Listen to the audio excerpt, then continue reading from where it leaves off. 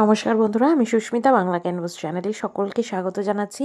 আজ তোমাদের সাথে শেয়ার করব দারুণ একটা নিরামিষ আলু পটলের কোরমা। স্বাদে এটা যে কোনো আমিষ কোরমাকেই টক্কর দিতে পারে।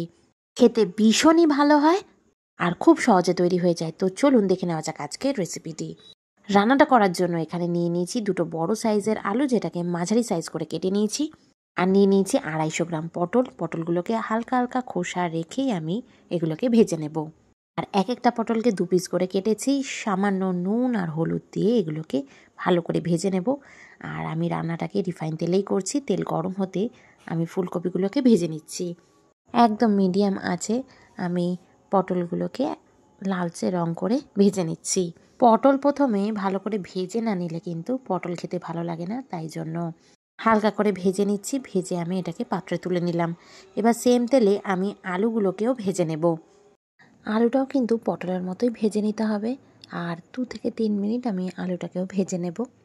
আলু আর পটলটাকে এমনভাবে ভাজতে হবে যাতে 50 থেকে 60% মতো নরম হয়ে যায়। আলুটা মোটামুটি ভাজা হয়ে গেছে। এবার আমি এটাকে একটা পাত্রে তুলে নিচ্ছি।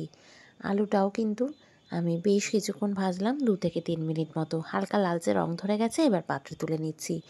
আলু আর পটল ভাজা আমি সেপারেটলি ভেজে নিয়েছি। আপনারা চাইলে একসাথে ভাজতে পারেন। এবার আমি ফোড়নে দিয়ে দিচ্ছি 2 শুকনো লঙ্কা, 2টো তেজপাতা, কিছুটা পরিমাণে সাদা জিরে, এলাচ, লবঙ্গ আর দারচিনি স্টিক।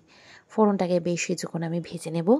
গ্যাসের আঁচটা কিন্তু একদম কমিয়ে রেখেছি, নাহলে ফোড়নটা পুড়ে যায়। পুড়ে গেলে কিন্তু খেতে ভালো লাগবে না। 30 থেকে 40 সেকেন্ড মতো ওটা ভাজা হচ্ছে। আর এদিকে আমি একটা পেস্ট তৈরি করে নিচ্ছি ঝটপট। একটা টমেটো, 2টো কাঁচা লঙ্কা, কিছুটা পরিমাণে নারকেল আর 1/2 ইঞ্চি মতো আদা, অল্প জল দিয়ে এটাকে ভালো একটা মিহি পেস্ট তৈরি করে নেব। আর দিয়ে দিচ্ছি এর মধ্যে কিছু কাজু বাদাম। আপনারা বাড়িতে কাজু বাদাম থাকলে অবশ্যই ইউজ করবেন। আর দিয়ে দেবো এর মধ্যে কিছুটা পরিমাণে কিশমিশ। অল্প জল দিয়ে একটা মিহি পেস্ট তৈরি হয়ে গেল। এদিকে ফোড়নটাও ভালো করে ভাজা হয়ে গেছে। এর মধ্যে এবার আমি পেস্টটা দিয়ে দিলাম। ফ্লেমটাকে একদম মিডিয়ামে রেখে এবার মশলাটাকে খুব ভালো করে কিন্তু কষিয়ে নিতে হবে। খুব ভালো করে কিন্তু মশলাটাকে কষিয়ে নিতে হবে। মশলা যদি ভালো করে কষানো না হয় তাহলে মশলা থেকে একটা কাঁচা গন্ধ বেরোয়, সেটা কিন্তু ভালো লাগে না একদম।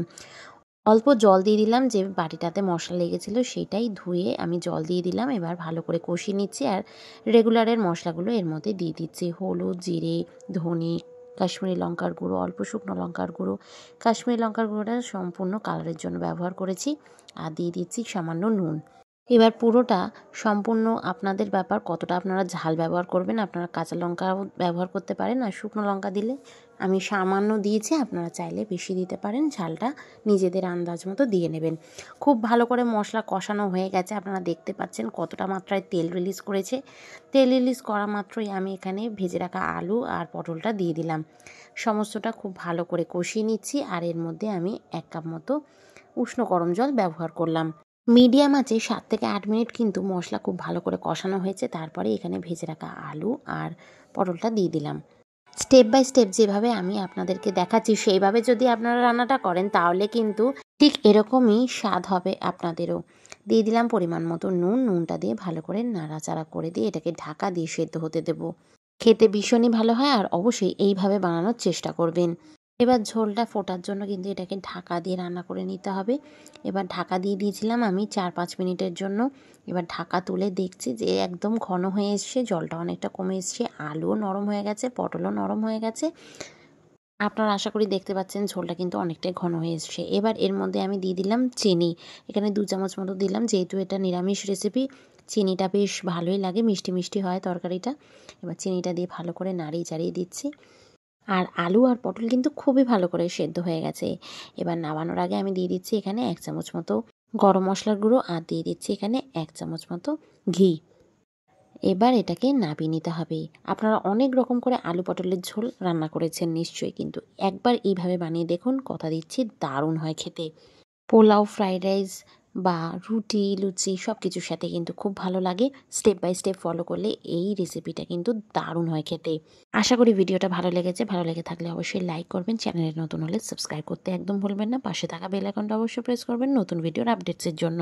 আপনারা খুব ভালো থাকবেন, সুস্থ থাকবেন, সাবধানে থাকবেন। আবার দেখা হবে নতুন একটা রান্নার ব্লগে। টাটা।